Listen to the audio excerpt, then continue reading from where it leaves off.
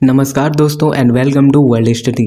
दोस्तों आज जो न्यूज़ सुनने को आई है कि भारत की Pinaka rocket launcher system gains global attention. जी हाँ दोस्तों, भारत में विकसित rocket launcher Pinaka rocket launcher system को अब ग्लोबली अटेंशन मिल रहा है क्योंकि दुनिया के तमाम देश इस पिनाका रॉकेट लॉन्चर सिस्टम को खरीदना चाहते हैं। उसी लिस्ट में एक बहुत ही बड़ा और यूरोप की सबसे बड़ी महाशक्तियों में से एक फ्रांस भी इस पिनाका रॉकेट लॉन्चर को खरीदने में इंटरेस्ट दिखा रहा है। इस आर्टिकल से जुड़ी संपूर्ण जानकारी आपको देंगे कि ये पिनाका रॉकेट लॉन्चर सिस्टम क्या है, इसको किसने बनाया है और कब बनाया है, और इसको फ्रांस व दूसरे देश पसंद क्यों कर रहे हैं। लेकिन दोस्तों उससे पहले करंट अफेयर का एक सवाल जिसका जवाब आप मुझे देंगे। भारत में 83वीं इंडियन रोड कांग्रेस की एनुअल सेशन यानी वार्षिक संस्करण कहाँ हुआ है? आपके ऑप्शन है option A Raipur, option B Bhopal, option C Jaipur और ऑप्शन डी वाराणसी। पहले आप आंसर कमेंट्स में बताओ और इसका आंसर आपको मिलेगा वीडियो के अंत में।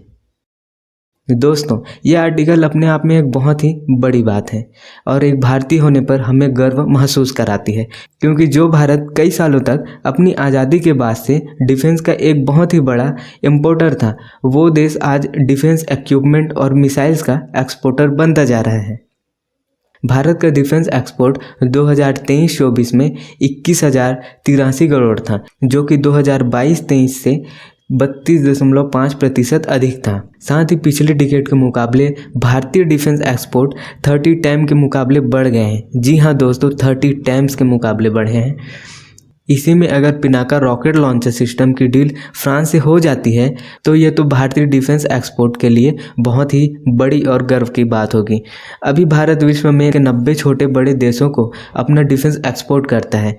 भारत कितने कंट्रीज़ को एक्सपोर्ट करता है ये तो दूसरी बात है, लेकिन अगर फ्रांस जैसी एक डेवलप्ड कंट्री भारतीय टेक्नोलॉजी से बनी पिनाका रॉकेट लॉन्चर सिस्टम को लेना चाहती है तो ये बहुत ही बड़ी बात है। इससे वर्ल्ड लेवल पर इंडिया का कद और भी बढ़ जाएगा।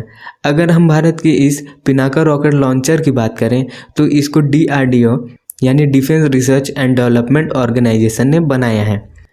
भारत की इस पिनाका रॉकेट लॉन्चर सिस्टम की तारीफ खुद फ्रेंच आर्मी के ब्रिगेडियर जनरल स्टीफन रिचाउ ने किया है और साथ ही उन्होंने कहा है कि पिनाका जैसी रॉकेट लॉन्चर की हमें बहुत ही ज़्यादा आवश्यकता है, जिसको लेकर इंडियन आर्मी और फ्रेंच आर्मी कई ड्रिल्स भी कर रही है, जिससे समझ आ जाता है कि फ्रेंच आर्मी इसको लेकर कितनी सीरियस है।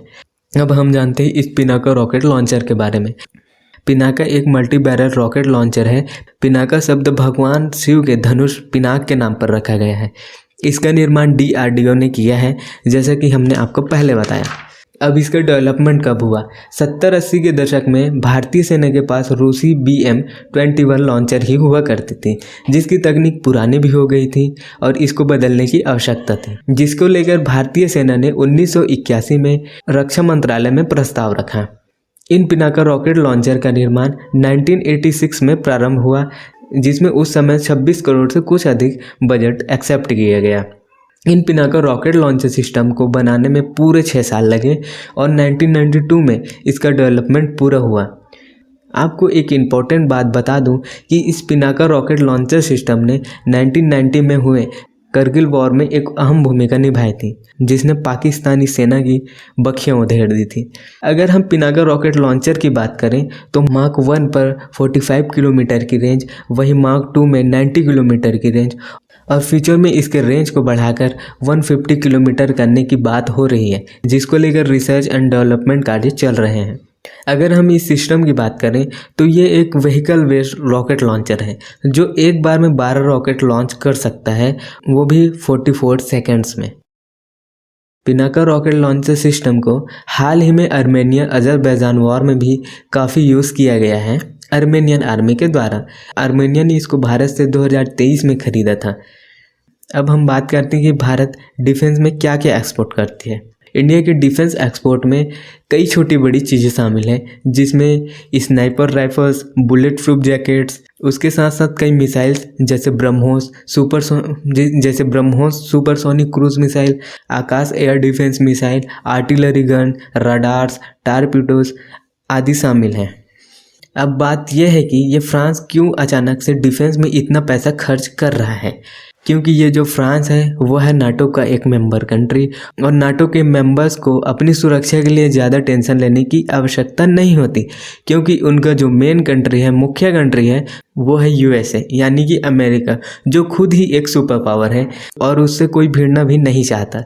रिसेंटली फ्रांस के प्रेसिडेंट इमैनुअल मैक्रोन ने एक बयान दिया है जिस पर एक आर्टिकल आई है जिसमें लिखा है, we need to become omnivores after Trump's victory, Europe needs to grow teeth और risk being beaten by the words carnivores. मतलब यूरोप को सर्वाहारी बनना होगा, नहीं तो दुनिया के मांसाहारी उन्हें निगल जाएंगे। इस बयान के द्वारा इनडायरेक्टली उन्होंने यूरोपियन यूनियन को साथ आने को कहा है, क्योंकि उन्हें डर है कि ट्रम्प के जीतने के बाद अमेरिका उन पर ज़्यादा ध्यान नहीं देगा, क्योंकि ट्रम्प ने पहले भी कहा था कि अगर वो प्रेसिडेंट बन जाते हैं तो वो नाटो में अपनी पार्टिसिपेंसी को कम कर देंगे, मतलब कि फालतू में दूसरे देशों की रक्षा का ठेका नहीं लेंगे। और इसी के चलते यूरोपीय यूनियन के देशों ने अपने डिफेंस पर उतना ध्यान कभी भी नहीं दिया, क्योंकि जब यूएसए जैसा देश उनकी रक्षा के लिए है तो उनको टेंशन लेने की क्या आवश्यकता। लेकिन अब फ्रेंच प्रेसिडेंट की इस बात से यह तो साफ है कि फ्रांस ही नहीं बल्कि पूरे यूरोपीय यूनियन कंट्रीज अब फ्यूचर में डिफेंस में काफ़ी खर्च करने वाला है। इसके बारे में आपके क्या विचार हैं, कमेंट्स में बताओ। अब समय आता है शुरुआत में पूछे गए क्वेश्चन का, where was the 83rd annual session of the Indian Rural Congress helds, जिसका सही आंसर है ऑप्शन ए रायपुर, जो कि कैपिटल सिटी है छत्तीसगढ़ की।